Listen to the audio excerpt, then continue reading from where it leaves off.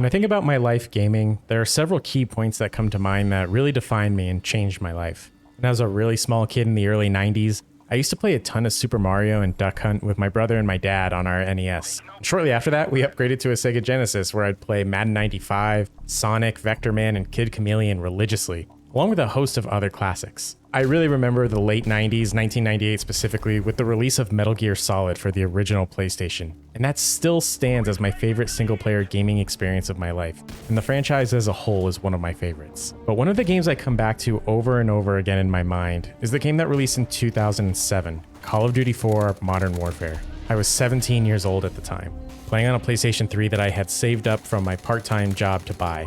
The PlayStation 3 launched at a price of $600, which for inflation is about $880 today. Prior to Call of Duty 4, I had dabbled in FPS here and there. I had played Call of Duty 1 and 2 and Medal of Honor. The genre never really grabbed me, but when this game came out, I poured everything I had into it. I don't even remember how many hundreds of hours I spent playing this game with my friends and entering game battles and playing Search and Destroy and Domination over and over and over again. I remember buying a 50-foot Ethernet cable to stretch from one room in my home all the way to the living room where I played so that I could have a wired connection. My parents never let me have a TV in my room growing up, and they definitely would never have let me have my video games in the room. So I'd have to sneak in my Call of Duty 4 sessions before they got home from work and after they went to bed. Otherwise, my parents were using the TV and I wasn't allowed to play video games. It's funny to think about my YouTube channel now and how I focus entirely on FPS. And I think that's really all thanks to Call of Duty 4. Prior to this, I was just a staunch single-player gamer. So years after COD 4, we finally got Modern Warfare Remastered, and I was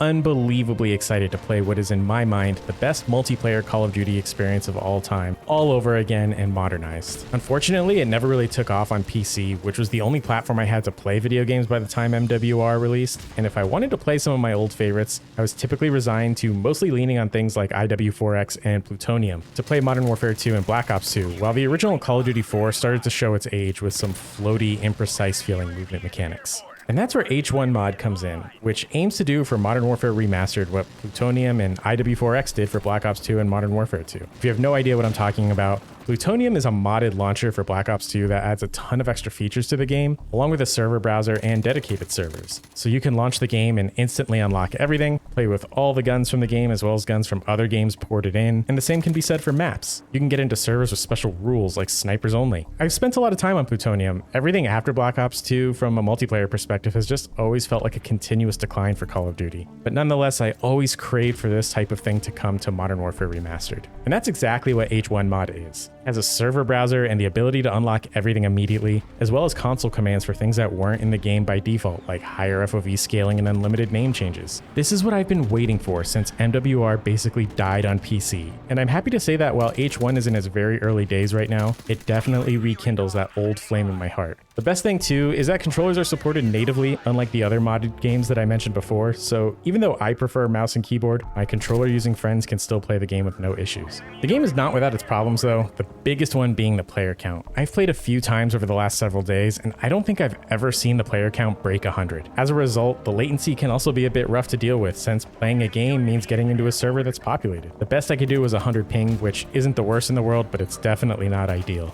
That low player count is a big reason behind me making this video. While my subscriber base is very small, I really wanted to get the word out about this game in an effort to boost its player count and get those US servers populated. I'd really love to see Modern Warfare Remastered really catch on this time around. As a way of combating the low player count, servers will typically get populated with bots until real players join, and that does help. Another problem is that mouse and keyboard also has a bit of mouse acceleration issues, and disabling mouse acceleration in the menu doesn't really fix this. You have to create a shortcut to the game on your desktop and add a couple of launch commands and the properties to fix the acceleration, but even then it still doesn't feel quite right. If you have the choice of controller and you're comfortable with it, I'd say that's the better bet here. I've just started to get really burnt out on the battle royale genre and the extraction style experiences as the FPS market just keeps getting flooded with new additions to that subgenre at a blistering pace, and even a lot of modern multiplayer FPS experiences have been lacking. Obviously on that front, Battlefield is still struggling to climb out of the hole they've dug for themselves. Halo has had a terrible monetization system and content cadence, and Call of Duty as a franchise has drowned itself in the sea of tedious weapon grinding, overly complex attachment systems, and of course the aggressive SBMM. Modern Warfare Remastered brings me back to a time of gaming and a time of my life when obviously the companies were still trying to make money, but they did it by making the best game they could possibly make to entice players rather than just making everything free to play and then accompanying it with predatory microtransactions. Of course, this could all just be nostalgia talking, but as soon as I launched the game and played my first match on Backlot with a red dot MP5, something just felt right. It felt like coming home. If you're interested in trying H1 mod out for yourself, I'll leave a link to the documentation in the description. It's PC only, and if you're not experienced with stuff like this, really make sure you take the time to read everything so you can get the game up and running properly. If you enjoyed Call of Duty 4 or Modern Warfare Remastered in the past, I promise you won't regret it here. It's also completely free, so no need to worry about paying, though I'm sure you can donate to the developers somewhere if you'd like. That about does it for me, and I want to hear from all of you. Have you played Call of Duty 4 or Modern Warfare Remastered in the past? What game in the franchise do you think is the best? And what are some of the best gaming experiences you've had in your life in general? Leave it in the comments below. I'd love to have a conversation. In the meantime, I'll leave you with the rest of the gameplay here without any commentary if you want to watch it. If you enjoyed the video, feel free to drop a like. And if you didn't, leave a dislike so I know you need to change something. Subscribe if you're new, and I'll see you all in the next video.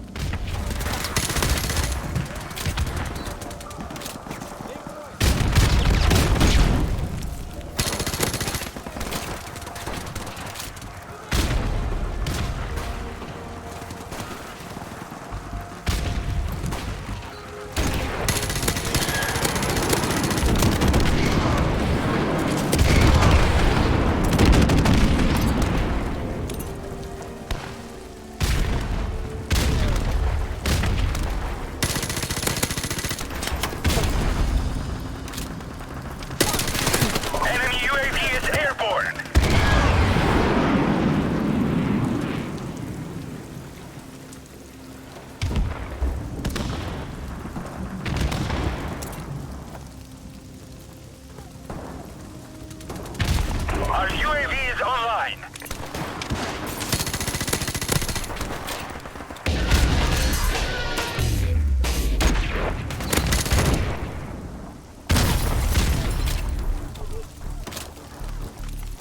Enemy UAV is airborne. Friendly helicopter on the way.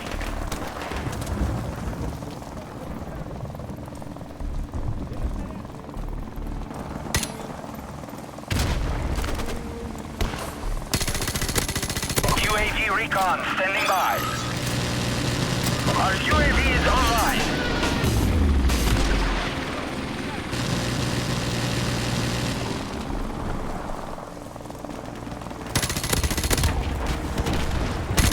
Airstrike standing by. Friendly airstrike on the way.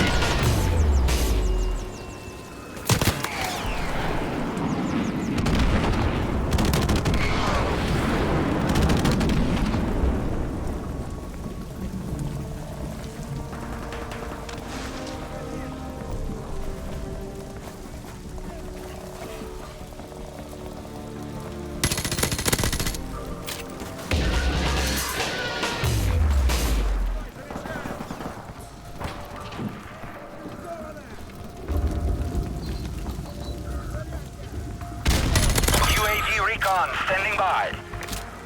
Our UAV is online.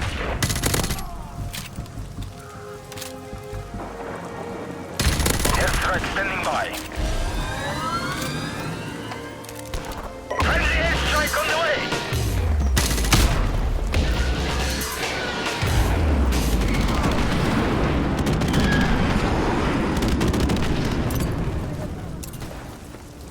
Our UAV is online. Enemy helicopter approaching. Enemy UAV is airborne.